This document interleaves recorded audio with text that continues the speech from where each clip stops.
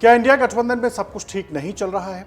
क्या ममता बनर्जी के एक बयान से विपक्षी दलों के इंडिया गठबंधन में दरार आ गई है? आखिर क्यों अदानी मुद्दे पर संसद परिसर में राहुल गांधी के साथ विरोध प्रदर्शन में शामिल नहीं हुए टीएमसी और सपा के सांसद? क्या ममता बनर्जी और अखिलेश यादव ने राहुल गांधी से दूरी बना ली है? क्या राहुल गांधी से उठ गया है इंडिया गठबंधन के साथी दलों का भरोसा? तो आइए अपनी इस रिपोर्ट में हम आपको बताते हैं आखिर ये सभी सवाल उठ क्यों रहे हैं। संसद के शीतकालीन सत्र के बीच विपक्षी गठबंधन में मुद्दों को लेकर अंदरूनी खींचतान और मतभेद खुलकर सामने आने लगे हैं। दरअसल सोमवार को लोकसभा की कार्यवाही शुरू होते ही विपक्षी गठबंधन के नेताओं ने संसद परिसर के अंदर विरोध प्रदर्शन किया। उन्होंने अदानी मुद्दे पर संयुक्त संसदीय जांच की मांग की। लोकसभा में विपक्ष के नेता राहुल गांधी, कांग्रेस के राष्ट्रीय अध्यक्ष मल्लिकार्जुन खड़गे और अन्य सांसदों के साथ संसद परिसर में मोदी अदानी एक हैं और हमें न्याय चाहिए के नारे भी लगाए गए। राहुल गांधी के साथ इस विरोध प्रदर्शन में द्रमुक, शिवसेना, यूबीटी, आरजेडी और एनसीपी शरद पवार के सांसद भी शामिल हुए। हालांकि इस प्रदर्शन में इंडिया ब्लॉक के सहयोगी दल तृणमूल कांग्रेस, समाजवादी पार्टी और आम आदमी पार्टी के सांसदों ने हिस्सा नहीं लिया। ये घटनाक्रम विपक्ष के अलायंस के अंदर मतभेद को भी उजागर करता है। संसद में कांग्रेस के विरोध प्रदर्शन से समाजवादी पार्टी और तृणमूल कांग्रेस की दूरी ऐसे समय में दिख रही है जब इंडिया गठबंधन के अंदर नेतृत्व पर घमासान जारी है। पिछले दिनों तृणमूल कांग्रेस के प्रमुख और पश्चिम बंगाल की मुख्यमंत्री ममता बनर्जी ने गठबंधन के नेतृत्व के लिए दावेदारी ठोकी थी। हाल ही में ममता बनर्जी ने कहा कि अगर उन्हें इंडिया गठबंधन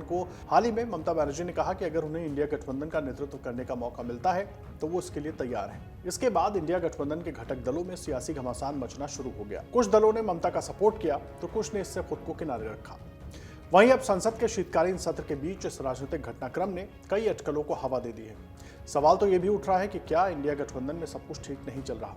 ये सवाल इसलिए भी क्योंकि इंडिया गठबंधन में शामिल कई दल एक के बाद एक राहुल गांधी के नेतृत्व पर सवाल खड़े कर रहे हैं। राहुल गांधी पर कोई सीधे सवाल खड़े कर रहा है तो कोई ममता बनर्जी को बेहतर बताकर नेता विपक्ष पर सवाल उठा रहा है। इस बीच संसद के शीतकालीन सत्र के बीच ही राहुल गांधी के सामने बड़ी चुनौती आ गई है।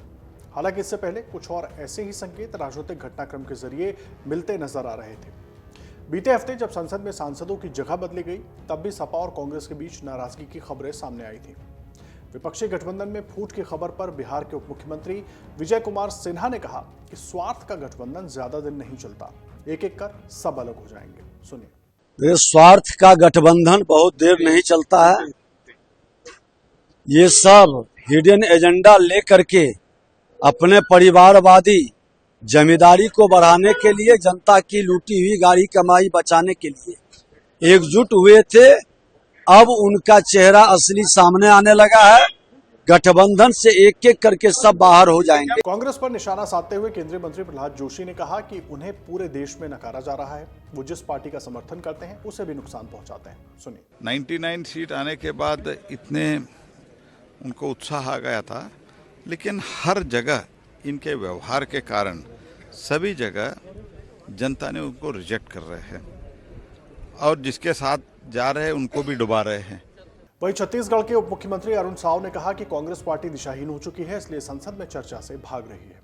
देखिए, कांग्रेस पार्टी आज दिशाहीन हो चुकी है, नेतृत्व विहीन हो चुकी है, संसद में चर्चा से भाग रही है, नए नए विषय लेकर आएंगे और भाग जाने का काम ये कांग्रेस पार्टी कर रही है। इंडिया गठबंधन में फूट की इन खबरों ने बीजेपी को एक बड़ा मुद्दा दे दिया है, जिसको लेकर वो अब कांग्रेस पर हमलावर हो गई है। आपको बता दें कि इंडिया गठबंधन में कांग्रेस के अलावा सपा, टीएमसी समेत 26 से ज्यादा दल शामिल हैं। गठबंधन में कांग्रेस पार्टी सबसे बड़े भाई की भूमिका में है। हालांकि महाराष्ट्र समेत पिछले कुछ चुनावों में कांग्रेस की हार के बाद उसके नेतृत्व पर उंगली उठी है और इसी बीच ममता बनर्जी ने अपना दावा ठोका है, तो वहीं महाविकास अघाड़ी से सपा अलग भी हो गई है। अगर आप ये वीडियो YouTube पर देख रहे हैं तो हमारे चैनल को सब्सक्राइब कर बेल आइकन दबाएं और Facebook पर देख रहे हैं तो हमारे पेज को लाइक करें।